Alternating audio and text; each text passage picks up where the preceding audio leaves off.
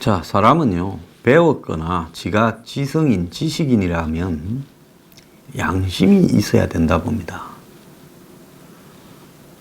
자, 그렇기 때문에 자기 행동에 대해서 책임을 져야 되고, 또 정치를 해야 될 때, 말아야 될 때에 대해서 기본적으로 이렇게 선택도 해야 되고, 그 다음에 스스로에 대해서 좀 객관적으로 바라볼 수도 있어야 된다고 봅니다. 저는 제가 성질도 더럽다 인정하고, 저는 그리고 정치에 맞지 않는다는 부분도 인정을 합니다. 그런데 내가 정치 안 하지 않습니까? 자, 그리고 어디 여기저기 단 한 번 기웃거린 적도 없고 정치인 만나서 줄 선 적도 없습니다. 어제 제가 어제 댓글 중에 줄 서지 마라 해서 사람 우째보고 그러냐 하니까 그분이 저한테 한 게 아니라 댓글 쓰는 분들 보고 정치인들 이렇게 이런 막 댓글에 올리면서 줄 서지 마라 한 거다라고 이 해명 메일을 보내오셨어요. 아주 죄송하게 생각을 합니다. 그것도 제가 성질이 급해가지고 순식간에 댓글이 파박팍 올라가는데 이 뜻을 제대로 파악하지 못한 것 같습니다. 자, 그런데 지금 유시민이가 벌써 최근에 알릴 내용과 한다면서 하자마자 44,000명이 들어왔다 어쩐다 하면서 시끄러운데요. 좋아요. 유시민이도 알릴 내용을 하든가 준표가 홍카콜라를 하든가 둘이서 무슨 데드 매치를 벌이든가 그건 알 바 없어요.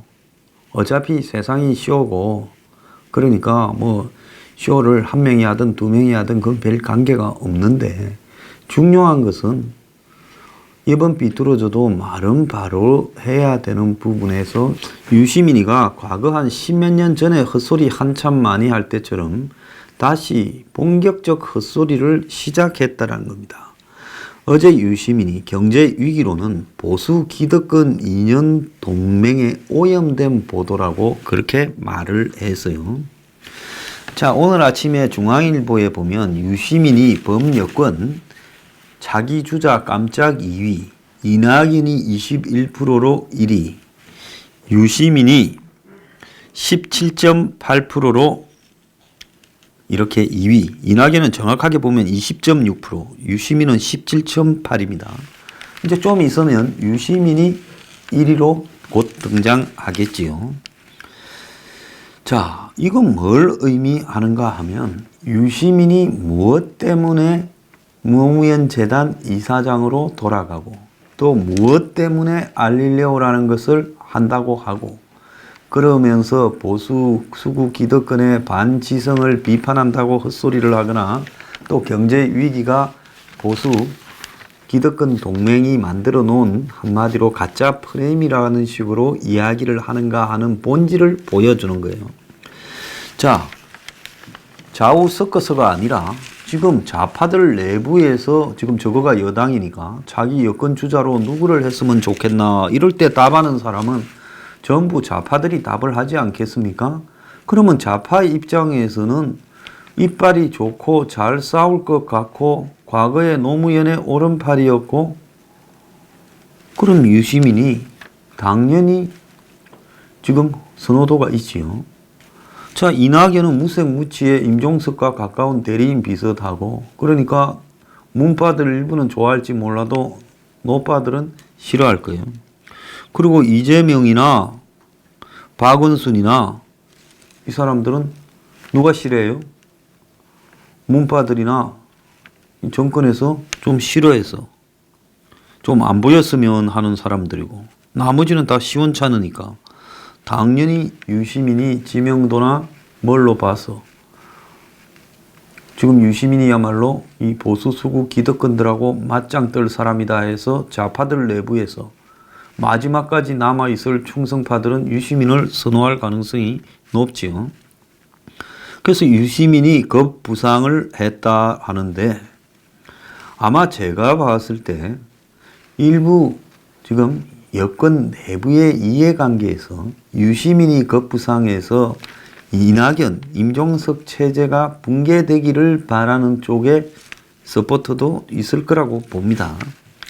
좌우간 어떻든 간에 유시민은 자, 경제위기론에 대해서 보수 기득권층의 이념 동맹이 문재인 정부 경제정책을 이명박 박근혜 때로 돌려놓으려고 하는 작업이다. 그러니까 쉽게 말하면 최저임금 인상 못하게 하고 주 52시간 못하게 하고 소득주도 성장 못하게 하고 주휴수당 못하게 하고 이래서 보수 기득권 재벌들이 쉽게 보수 정권과 결탁해서 돈 버리던 시절로 돌아가게 하려고 문 정권을 길을 들이기 위해서 경제위기라고 한다. 지금 그 말 아니겠어요? 자, 그는 어제 JTBC의 토론회에 나와서 이같이 말하면서 시민들이 오염된 보도에 현혹되지 말고 경제 불황의 원인이 어디 있는지 조금 더 차분하게 살펴볼 필요가 있다. 그러면서 보수 정당, 보수 언론, 대기업이 주도하는 경제신문, 대기업을 광고주로 하는 언론의 경제명 기사에서 퍼뜨리는 경제위기론은 기득권층의 이익을 해치거나 해칠지도 모를 정책을 막으려고 하는 시도다.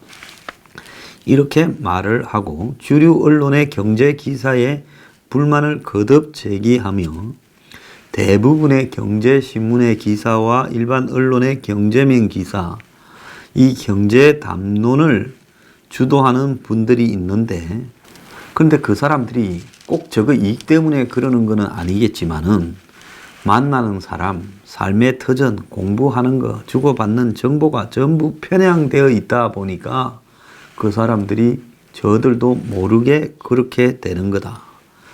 그런 보도 때문에 중위소득 이하 계층의 시민의 삶을 개선하려는 시도가 좌절된다면 경제면에서는 정권 교체가 무의미해진다.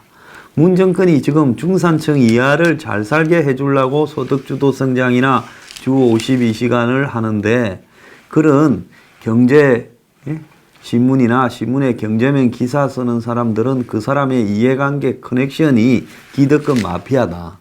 그래서 그 기득권 마피아에서 써대는 것을 그대로 믿어서 그 길을 따라가게 되면 문 정권이 계획을 못 내서 중간층 이하 사람들이 불행해진다. 지금 이런 헛소리를 하고 있어요. 자, 그러면서 신문에서 최저임금 인상 때문에 30년 동안 함께 일해온 직원을 눈물을 머금고 해고했다는 기사를 보고 내가 눈물이 나더라. 어떻게 30년 동안 최저임금을 줄 수 있느냐? 우리가 사는 세상이 이러면 안 된다고 생각한다. 유시민이는 책만 썼지 세상을 겪어보질 않아서 잘 모르는 것 같아요. 당신이 하루 종일 다니는 온 사방에 최저임금을 받는 사람이 널려 있어요. 책 팔아서 돈 좀 벌고 그리고 TV 출연해서 돈 좀 벌고 하니까 이 세상이 아름다운 걸로 착각을 하고 있었어요. 이런 것도 모르는 사람이 지금 경제 위기인가 아닌가를 떠들고 있어요. 그러면서 소득주도 성장을 옹호했는데 만성적 불황의 원인 하나는 내수 부진이고 중산층이 빈약하기 때문이다. 그런데 보수 언론은 시장의 불균형을 바로잡아서 국민 경제의 건강성을 높이려고 하는 시도를 좌파 정책으로 몰고 갔다. 지랄하고 진짜 있네. 내수 부진의 원인은 또 뭐라고 생각해? 왜 내수가 부진한가? 유시민한테 내가 묻고 싶어요. 소비할 돈이 없다라는 것은 내가 월급 받는 돈 중에서 쓸 돈이 별로 없다라는 걸 의미하는 거 아니겠어요? 소득이 없으니까 소비가 없는 거죠. 그럼 소득이 없다라는 것은 뭘 의미하는 거겠어요? 일자리가 없거나 경쟁이 너무 심하다 보니 허접한 일자리라도 그냥 임금이 올라가지를 못하고 낮은 상태에 있다는 거예요. 그럼 왜 허접한 일자리에 그렇게 경쟁이 심하냐? 우리 사회의 전반적인 실업이 만연하고 있다는 거예요. 이야기하는 거고 돈 적게 주는 일자리도 서로 일하려고 지금 하고 있는 부분이 있다는 거예요. 그러면 왜 이런가에 대해서 근본적인 원인은 한국만 그런 게 아니라 전 세계가 그래요. 미국도 그렇고 일본도 그렇고 유럽도 그렇고 중국도 그래요. 이건 뭔 의미인가 하면 이제 경제가 성장할 수 없는 기술의 발전에 따른 문명의 휴유증이라고 봐야 되는 거예요. 그렇게 책을 많이 쓰고 지성인이라는 사람이 만성적 불황의 원인이 그냥 내수부진이고 내수부진이 왜 생겼는가를 그 앞으로 가서 진단하지 못하고 중간에 잘라서 이야기를 해요.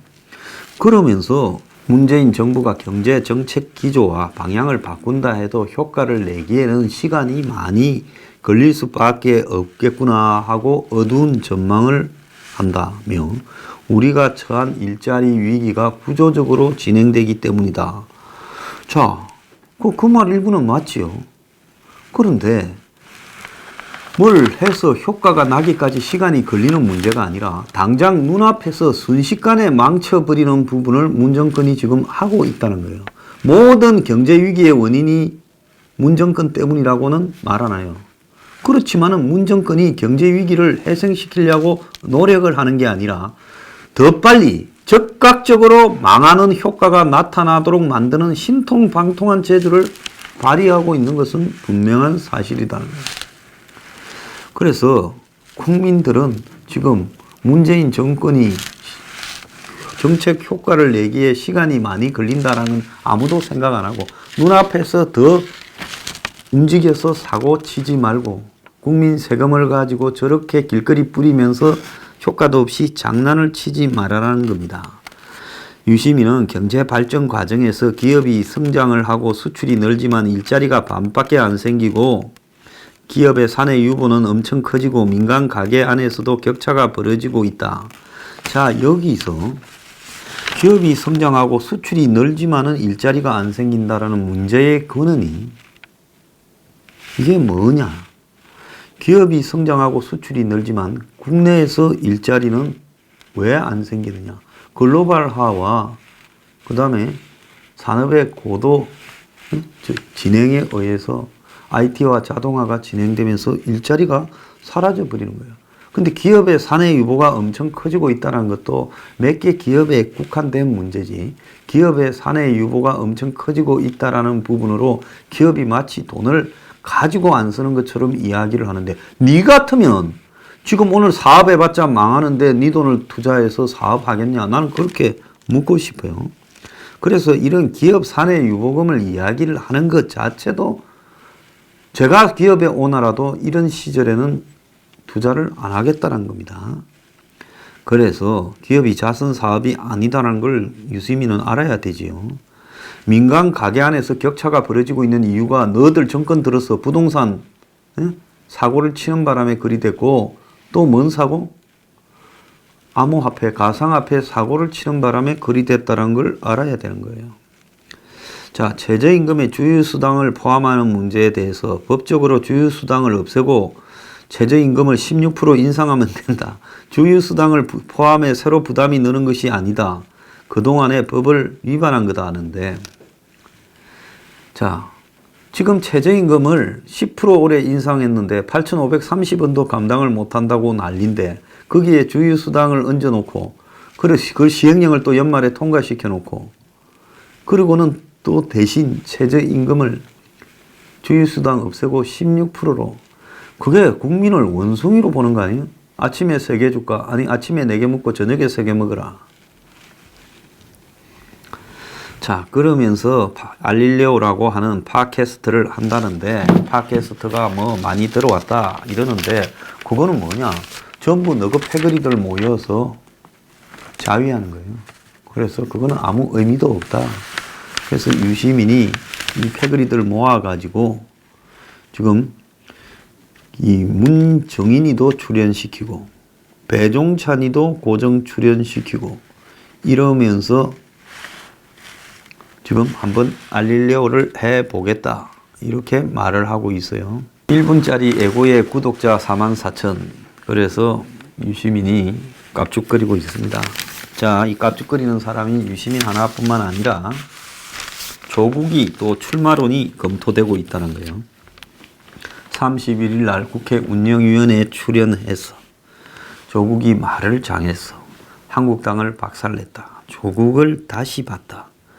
그래서 이전까지는 조국을 민주당에 부담이 되는 인물로 봤는데 갑자기 당 일각에서는 내년에 총선에 조국을 출마시켜야 된다. 이거 말 안 한 말도 하나 있겠지.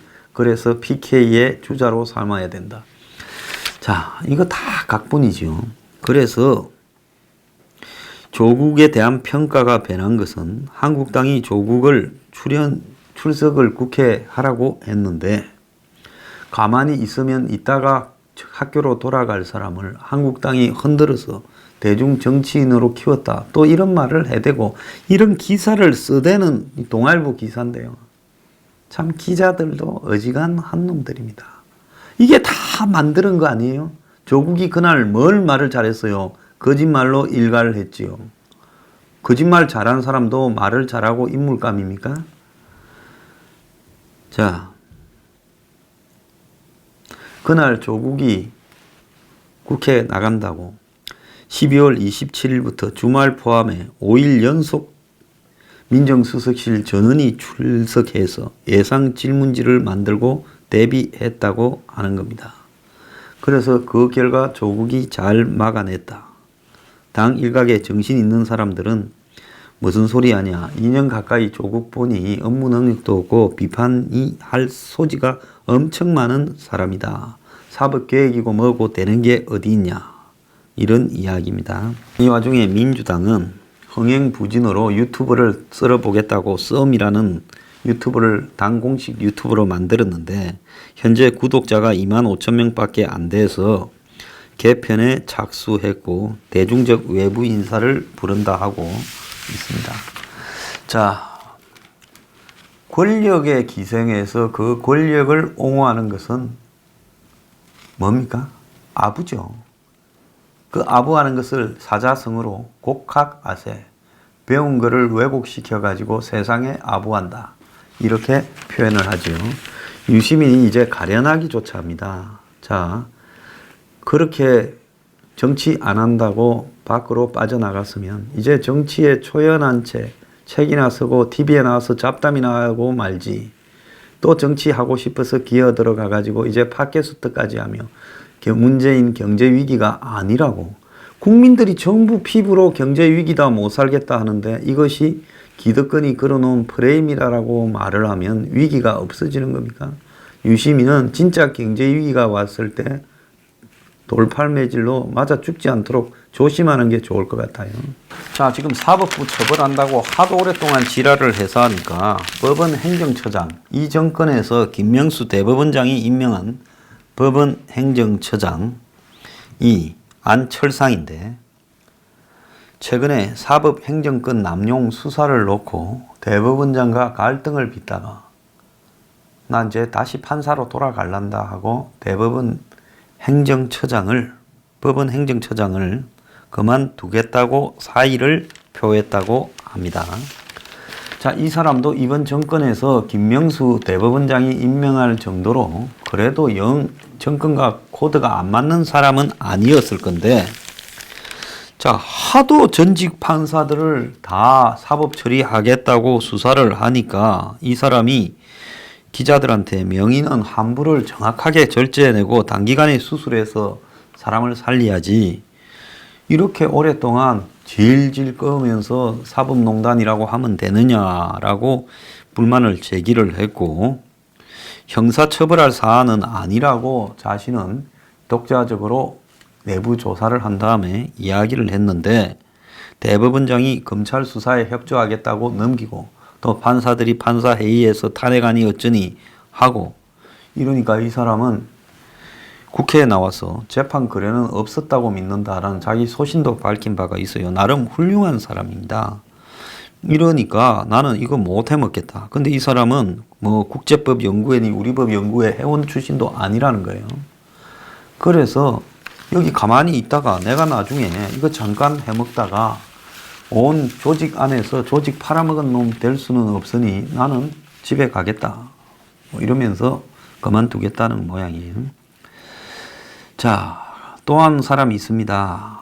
김정은이가 천안함 사과 안 해도 이해하자라는 국방부 장관이 있습니다.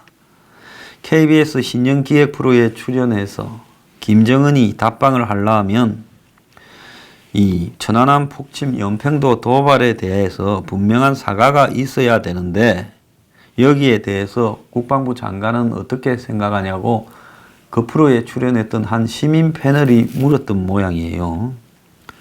자, 그러니까 정경두가 남북 관계는 미래를 보면서 실질적으로 비핵화를 달성하고 또 항구적인 평화 정착을 시키는 게 중요하다. 그런 부분에 대해 분명히 생각을 하고 있지만 남북 관계가 잘 될 수 있도록 한다라는 차원에서 우리가 이해를 하면서 미래를 향해 나아가야 된다. 자, 이러니까 또 사회자가 조명균이한테도 물었어요. 정초에 무슨 정경두 조명균이 강경한가 TV 나온다고 난리를 선전을 했었더만, 그러니까 조명균이가 지지에는 정부도 충분히 이해한다. 미래지향적으로 보면서 그런 틀에서 문제를 함께 풀어가야 되지 않을까 한다 이랬다는 겁니다. 그러니까 정부가 천안함, 연평도 등에 대해서 김정은의 방남에 이 필수적인 사과가 있어야 된다는 게 아니다. 이렇게 말을 한 거죠. 자, 그런데 다른 사람은 이렇게 말을 하더라도 국방부 장관은 이렇게 말을 하면 안 됩니다. 지 있을 때 죽은 거는 아니지만은 이 나라를 지키다가 연평도에서 죽은 장병도 있고 천안함에서 돌아가신 장병도 있는데 김영철이 방남 때 그래도 송영무도 빼때가 없이 허무무무한 연체동물이었지만은 불쾌하다라는 말은 한마디 했어요. 그런데 아무리 정권 밑에서 국방부 장관을 해먹으려고 하더라도 하루 해도 장관이고 이틀 해도 장관인데 얼마나 더 헤쳐먹으려고 똥칠할 때까지 헤쳐먹으려고 발언을 이따위로 합니까? 제가 말을 하는 입이 더럽습니다.